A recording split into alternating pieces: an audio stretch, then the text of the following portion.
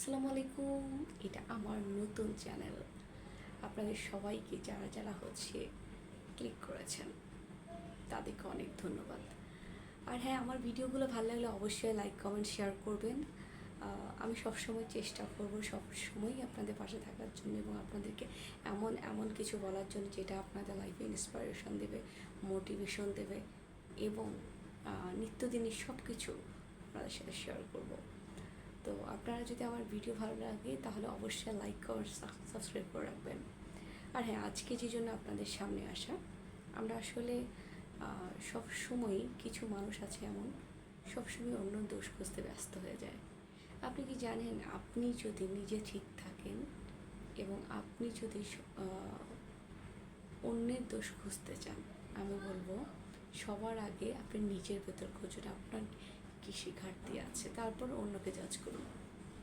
আমাদের সমাজে এই জিনিসটা একটা ব্যাধি হয়ে গেছে, অন্যর দোষ খোঁজা। কী করে অন্যকে হেয় প্রতিপন্ন করা যায়, কী করে অন্যকে ছোটো করা যায়। আবার কিছু মানুষ আছে অন্যের ভালো দেখলে ভীষণ জেলাস ফিল করে। এই মানসিকতা থেকে বের হতে হবে।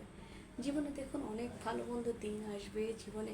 আজকাল হয়তো আজ হয়তো আপনার বন্ধু ভালো একটা লাইফ লিড করছে, আগামীকাল আপনিও করতে পারেন। প্রত্যেকটা সব পেছনে কিন্তু পরিশ্রম আছে, কষ্ট আছে। তা আপনারা যদি আমি বলবো সবসময় অন্যের পাশে দাঁড়ান, সেটা আপনাকে মহান করতে শেখাবে, আপনাকে ত্যাগ করতে শেখাবে।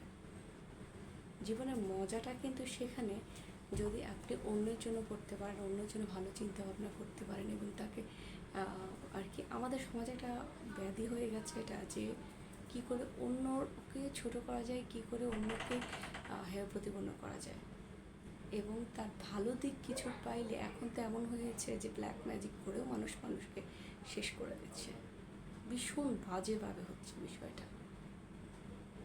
অন্যর ক্ষতি করার আগে সবার আগে তার জায়গায় নিজেকে দাঁড় করিয়ে দেখুন যে আপনি কী করছেন, তাহলে দেখবেন রাস্তা অনেক ক্লিয়ার হয়ে যাবে। তখন সবার আগে ফোসকাটা আপনার গায়ে পড়বে। এখন তো এত বাজেভাবে হচ্ছে, মানুষ ব্ল্যাক ম্যাজিক পছন্দ করে মানুষকে মেরে ফেলছে।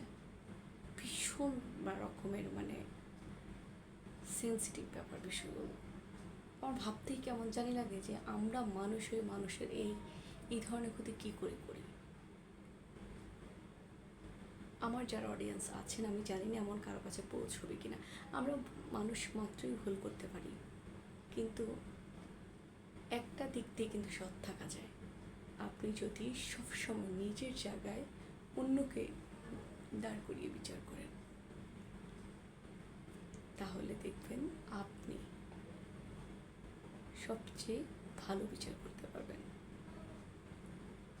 অন্যের জায়গায় যখন নিজেকে দাঁড় করাবেন। জীবনে সবাই কম বেশি ভুল করে থাকে, কিন্তু মানুষের ভুল স্বীকার করতে চায় না। ভুল স্বীকার করাও কিন্তু একটা মহান কাজ। ভুল থেকে কিন্তু মানুষ শিক্ষা গ্রহণ করে, কিন্তু আপনি যদি নিজে ভুল স্বীকারই না করেন, বুঝতেই না পারেন, তাহলে কী করে শিক্ষা গ্রহণ করবেন। যাই হোক, আজকে পর্যন্তই। সবাই ভালো থাকবেন, সুস্থ থাকবেন, সবার জন্য অনেক দোয়া রইল। আল্লাহ হাফিজ। আসসালামু আলাইকুম।